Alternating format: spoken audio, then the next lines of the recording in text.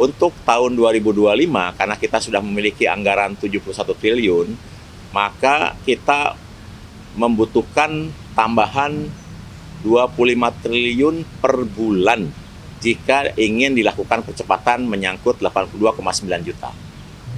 Berjumlah 693 satuan pelayanan pemenuhan gizi di seluruh Indonesia. Jadi dalam waktu 1,5 bulan, alhamdulillah sekarang sudah mencapai di 38 provinsi dan di 693 satuan pelayanan, dan minggu ini insya Allah sudah bisa melayani lebih dari 2 juta penerima manfaat.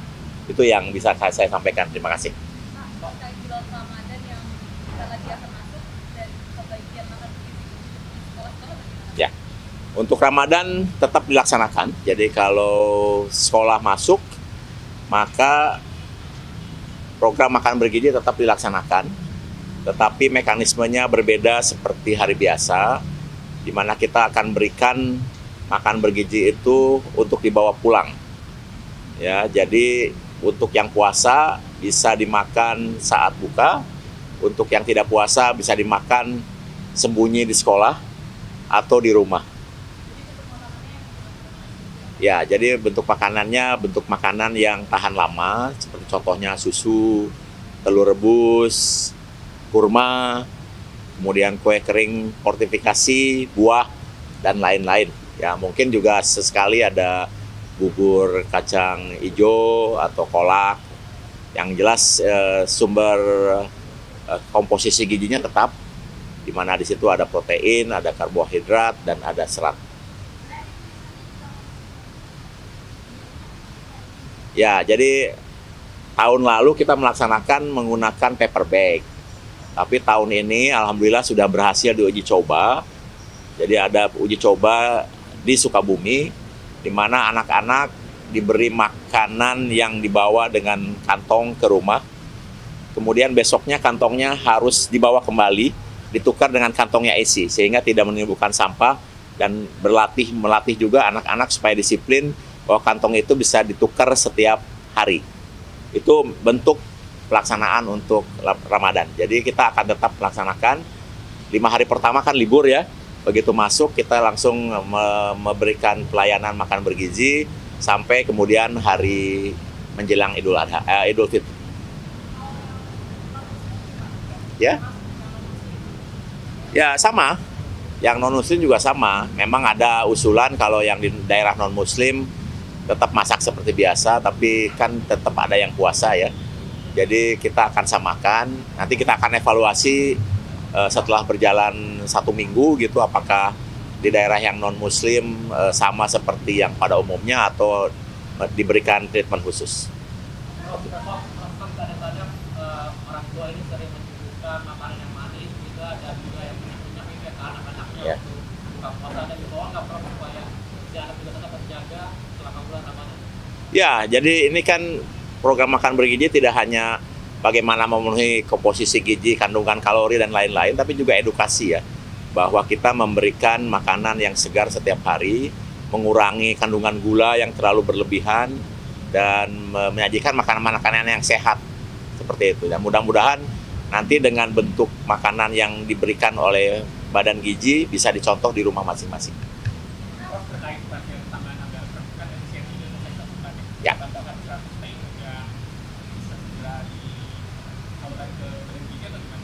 Jadi gini, Badan Gizi sudah memiliki anggaran 71 triliun, ya, yang mekanismenya itu sampai April kita melayani 3 juta, kemudian dari April sampai Agustus akhir itu 6 juta, kemudian dari Agustus akhir atau September sampai Desember itu antara 15 sampai 17,5 juta.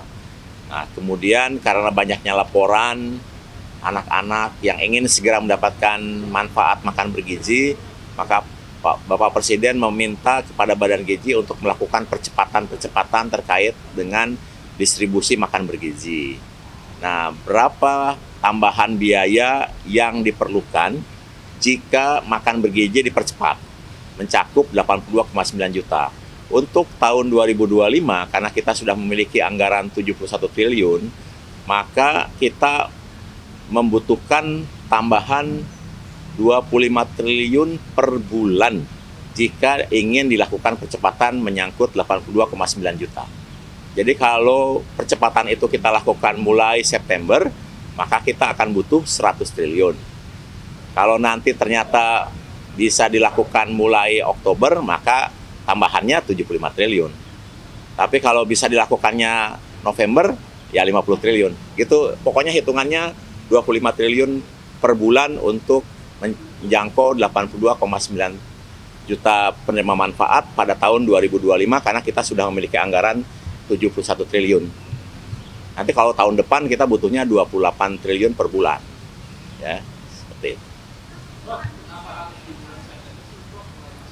Jadi gini, ini mungkin perlu saya jelaskan, kesuksesan program makan bergizi itu tergantung dari 3 faktor. 1, anggaran, 2, SDM, 3, infrastruktur. Nah, anggaran sudah tidak perlu didiskusikan, karena ini sudah disiapkan oleh pemerintah. Yang kedua, SDM sedang disiapkan. Kami baru mendidik 2.000, dan sedang akan dididik 30.000 lagi. Dan 30.000 yang akan dididik ini baru akan selesai pendidikannya di akhir Juli. Jadi baru akan siap di awal Agustus. Nah, kemudian kita tidak mungkin menugaskan mereka yang baru selesai terus bertugas di Satuan Pelayanan Pemenuhan Gizi. Mereka harus orientasi lapangan, melakukan koordinasi dengan kepala sekolah, melakukan koordinasi dengan pemerintah daerah, melakukan koordinasi dengan masyarakat, dan lain-lain. Sehingga kami menduga SDM ini baru akan bisa siap melayani di September. Itu ya. Kenapa kemudian terjawab harus mulai September? Karena SDM-nya baru akan siap untuk turun lapangan itu Agustus dan melakukan pelayanan di September. Nah, kunci yang berikutnya adalah infrastruktur. Nah, infrastruktur inilah yang kemudian kami membuka kemitraan yang seluas-luasnya dengan berbagai pihak, mulai dari catering, swasta, UMKM, TNI, Polri, BIN, kementerian-kementerian lain, kemudian pemerintah daerah, ya, kemudian koperasi, Muhammadiyah, NU, HIPMI, INKU, dan lain-lain. Karena tiga faktor itu yang penting sekali. Jadi kenapa percepatan harus mulai September? Karena itu faktor. Cukup ya? Terima kasih ya. Oke.